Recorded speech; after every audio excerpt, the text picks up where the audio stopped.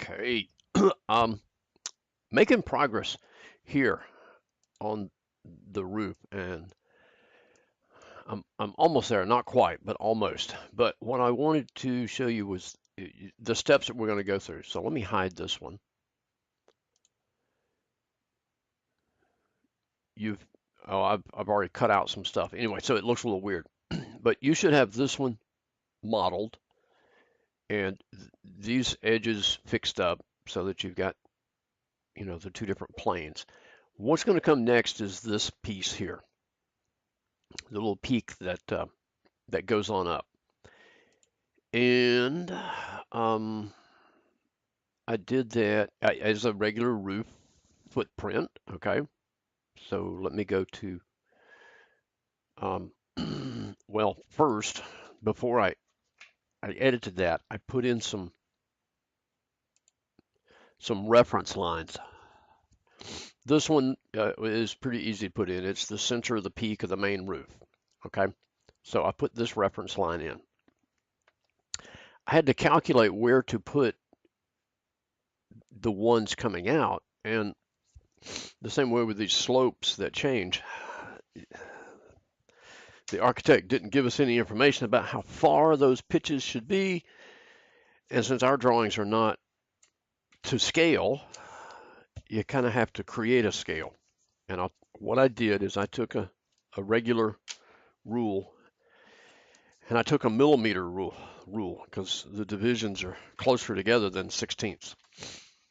And I found me a fairly typical measurement, and I went with a longer measurement as opposed to a shorter measurement. Um, I think it was like a 22 feet something. I found one that ended up on a full division on my scale, on my millimeter scale. And so what I ended up seeing here was like 91 millimeters. It was like 22 feet 4 inches, something like that. So I made me a conversion factor of like 4.0752 is what I've been using. It's not exact because I end up coming, it's not exact, but it's close enough to get us go where we're going. So what I did is I measured, looking at my sheet A5, and all of the varying roof pitches across there, I measured their positions from the edge of the main roof. So from this edge of the, because my roof is stable, I've already created it and it's the right size. So I measured on the drawings from here to this point where it changes from a 412 to an 812. And I converted and came up with a measurement this way. And in the same way this way, I came up with a distance out here from the wall. Measured this one from the roof edge. If I've got an error here, I don't want to compound it as I'm going there. Well, actually, that's the center of the house anyway, so I don't have to measure from there down to there. But I do need this point where the two roofs join.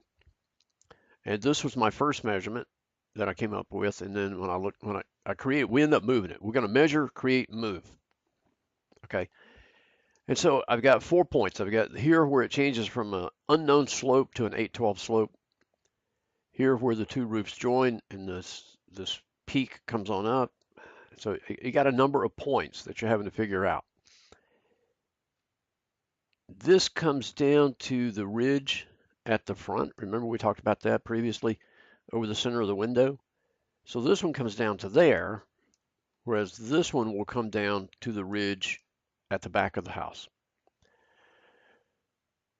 Okay, so I got those measurements, and make you a sketch, write them on your plans, whatever you need to do. So you've got those measurements converted over to feet, and they can be decimals of a foot. That's fine. Okay, and in my and you can create those reference lines here, and you can create them and dimension them. Okay. Let's see here. I came up with a height dimension. I measured that off of the elevation drawings from the top of roof to the top of the peak. Now I don't go off of that measurement there because that's off of my first floor level, and it's not from the top of the roof because I couldn't measure from the edge of the roof when I was doing it. Anyway, so I measured that line. I popped in a reference line that's supposed to be near the peak of my main roof. And as you can see, I've had to move things because it didn't quite exactly work out right. All right. Okay, and now then, roof slopes. Um, you want to look up Google roof slope pitch in degrees chart or something like that. That will give you at least 2 decimal places for each roof slope. Okay, because you're going to be dealing with a couple of different things here. All right, and so reference lines. Now then, now to create this roof here. So I'm going to go back into edit my footprint mode. As you can see, I did a sketch based on the lower hip at the front. And so I sketched across, had to do a vertical line up, and then back to the peak at the main roof. So I did those. You've got to know the height. You got to know the height of this peak above your roof level. So you have to measure that before you start this thing and set that in. Okay. And so that will create this peak right here.